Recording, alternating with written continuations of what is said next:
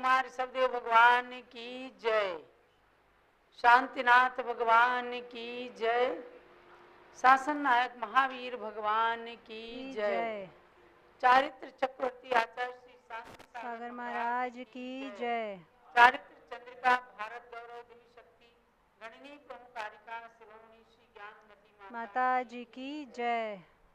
अध्यात्माओं, भगवान शांतिनाथ की भूमि से आप भगवान शांतिनाथ का कथानक 2 दिन से लगातार सुन रहे हैं कि किस प्रकार से भगवान शांतिनाथ ने अपने 12 भव पूर्व से 12 जन्मों पूर्व से अपने जीवन का उत्थान प्रारंभ किया। राजा श्री सेन की पर्याय से उनका ये कथानक उत्तर पुराण ग्रंथ के अंदर आता है। उसी के आधार पर आपको उन 12 भवों की कहानी सुनाई गई कि पहले जम्बूद्वीप के रत्नपुर नगर में राजा श्री सेन राज्य करते थे। पुनः वे भोग भूमि में आर्य बने और भोग भूमि के अंदर कल की असंख्यात वर्षों की आयु तक खूब सुख का उपभोग करते रहे। पुनः वहाँ से च्युत होकर के वे कहाँ जाते हैं, ये आपको जानना है।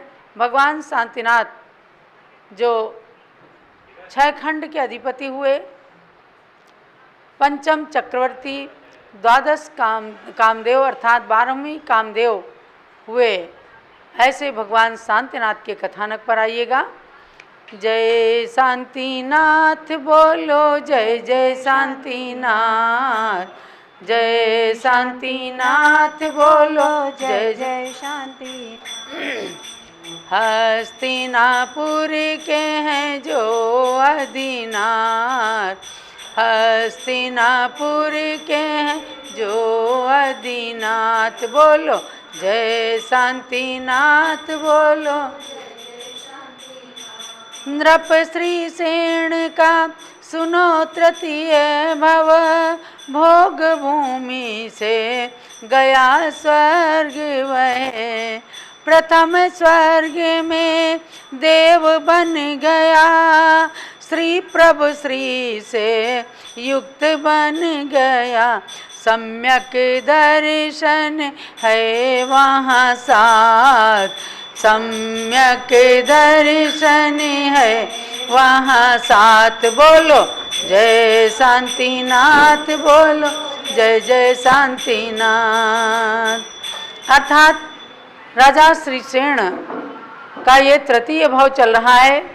जब वे भोग भूमि से अपनी आयु को समाप्त करके और प्रथम सौधर्म स्वर्ग के अंदर श्री प्रभ नाम के देव बन जाते हैं और वहाँ पूर्ण सम्यक दृष्टि बनकर अकृत्रिम चैत्यालयों की वंदना आदि करके अपने सम्यक दर्शन को खूब दृढ़ रखते हुए अन्य सभी देवों के अंदर प्रसिद्धि को प्राप्त कर लेते हैं। रानी सिंह नंदिता का जीव भी उसी स्वर्ग में बन गई देवी, और सुनो रानी अनिंदिता का जीव भी वहाँ बना देवता, सत्यभामा बनी देवी साथ, सत्यभामा बनी देवी साथ, बोलो जय शांतिनाथ बोलो, जय जय शांतिनाथ। श्री सेन की पर्याय से इन चारों का इस तरह से आपस में योग बना।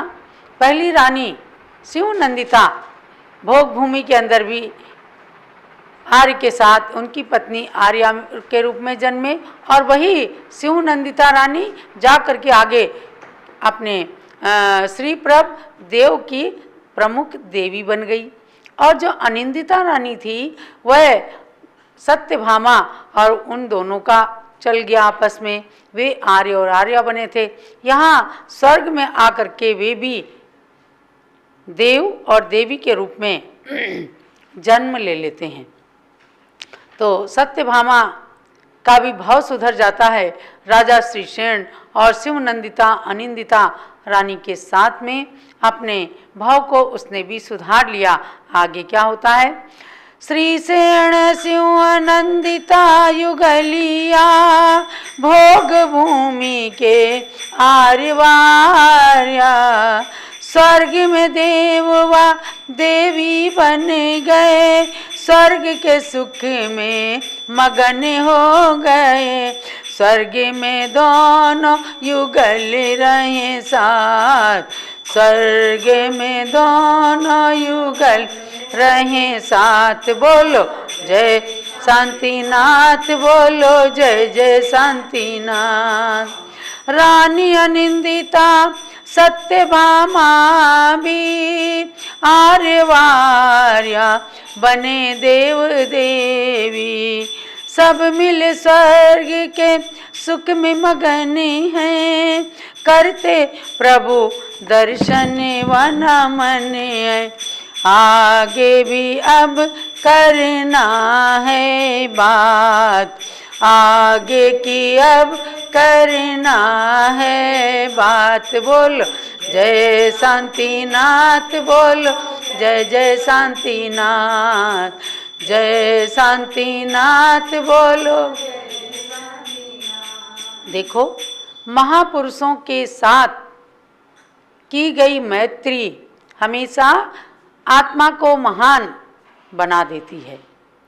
एक सत्यभामा नाम की नारी जो अपने पति के दुख से संतप्त हुई और अपने नारी धर्म की रक्षा करती हुई राजा की शरण में आई और दोनों रानियों के साथ, राजा के साथ हमेशा धर्म कार्यों में उसने भाग लिया, तो आगे उनके साथ उसका भी भाव जुड़ गया। अर्थात राजा की दूसरी रानी के साथ अब उसका पति पत्नी का संबंध चल रहा है। स्वर्ग में भी ये दोनों पति पत्नी यानी दो युगल दंपत्ति, वहाँ राजा श्रीसेन और शिव नंदिता, और अनिंदिता का जीव अब सम्यक दर्शन के कारण देव की पर्याय में आ जाता है और सत्यभामा उसकी देवी बन जाती है। आगे हम उसके चतुर्थ भाव की ओर चलते हैं, राजा श्रीसेन के, यानी भगवान शांतिनाथ के पूर्व भावों की कथा आप सुन रहे हैं। अब हम आते हैं चतुर्थ भाव में कि वे देव देवी पर्याय से फिर वो कहाँ जाते हैं, और उनकी विद्युत प्रभा नाम की प्रिय देवी एवं अनिंदिता और सत्यभामा के जीव देव देवी के रूप में जो स्वर्ग के अंदर आए थे, वे कहाँ आगे गए। श्रीसेन के साथ उन लोगों का आगे क्या संबंध चलता है, जानेंगे आगे का हाल। निज मन को शांत कर, निज मन को शांत बनाने का जो पथ दर्शाते हैं, उन शांतिनाथ तीर्थंकर की हम कथा सुनाते हैं, उन शांतिनाथ तीर्थंकर की हम कथा सुनाते हैं। अरे कथा सुनने मात्र से भी जन्म जन्म के पाप नष्ट हो जाते हैं। देखो आचार्य मानतुंग स्वामी ने क्या कहा, तत्संग कथापि जगताम दुरितानि हंति।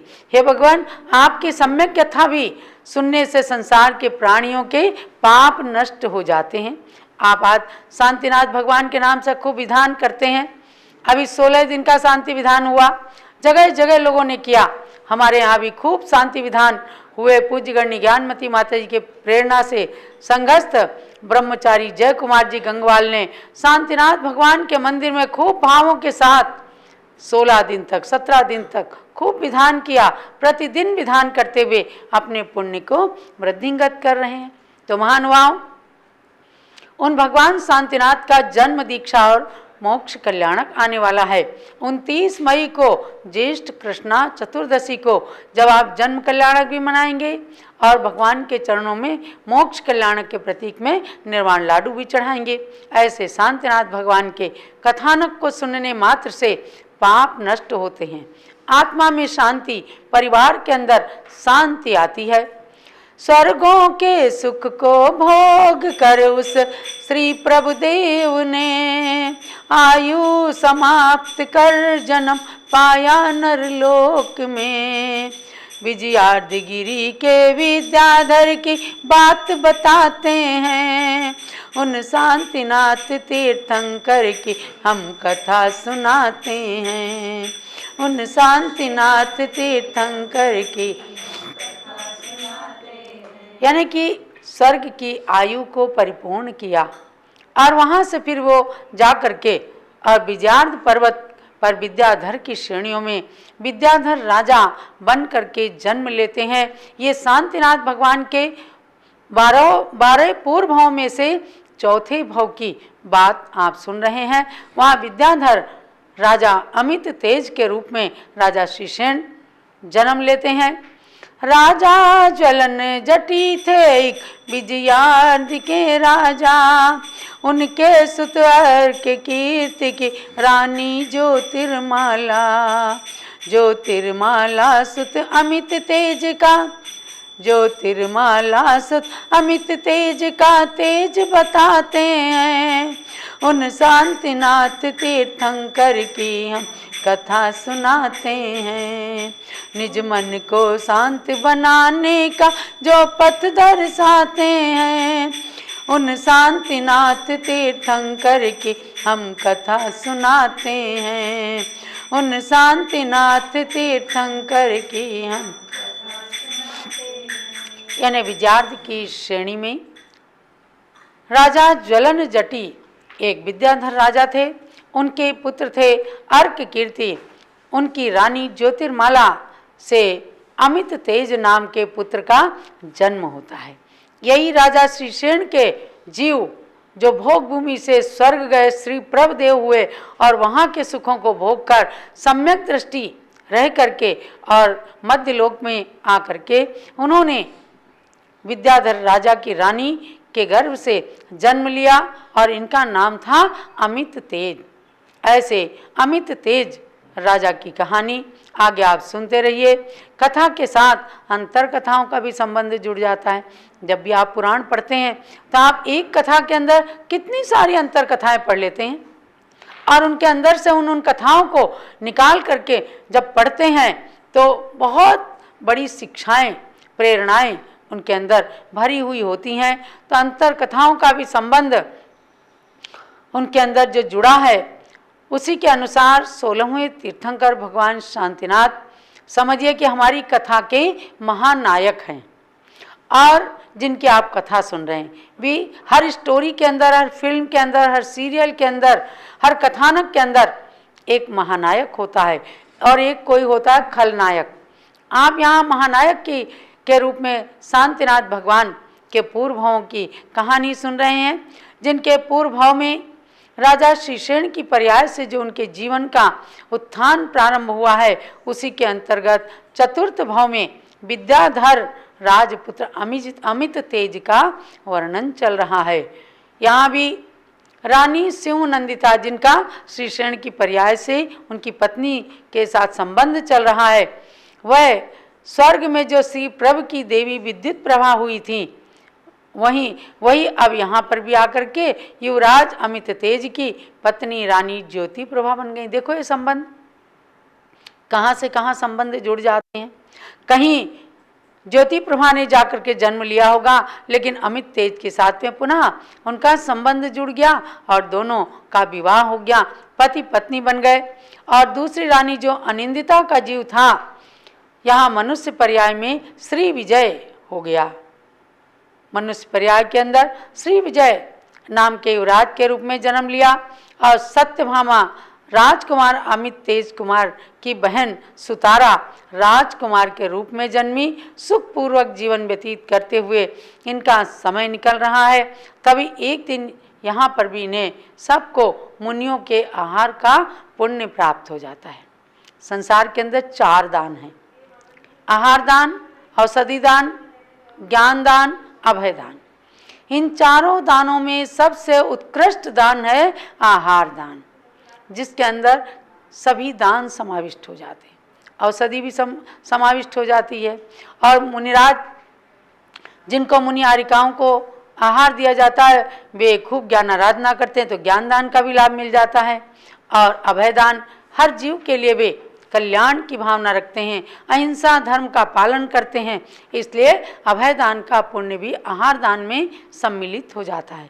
तो महानुभाव, अब राजा अमित तेज को पुनः मुनियों के आहार का पुण्य प्राप्त होता है और उस पुण्य से आगे फिर क्या करते हैं और कहाँ जन्म लेते हैं, इस कथानक को आप लगातार सुनते रहिए। और इसके साथ में आपको मांगी तुंगी ऋषभगिरी की बात भी बताई जाती है कि 15 जून से 30 जून तक लगातार 6 वर्षीय प्रथम महामस्तकाभिषेक महोत्सव वहाँ होने जा रहा है। आप सब ऋषभगिरी जाने का अपना कार्यक्रम सुनिश्चित करें और अभिषेक करके भगवान के मस्तक पर पुण्य लाभ प्राप्त करें।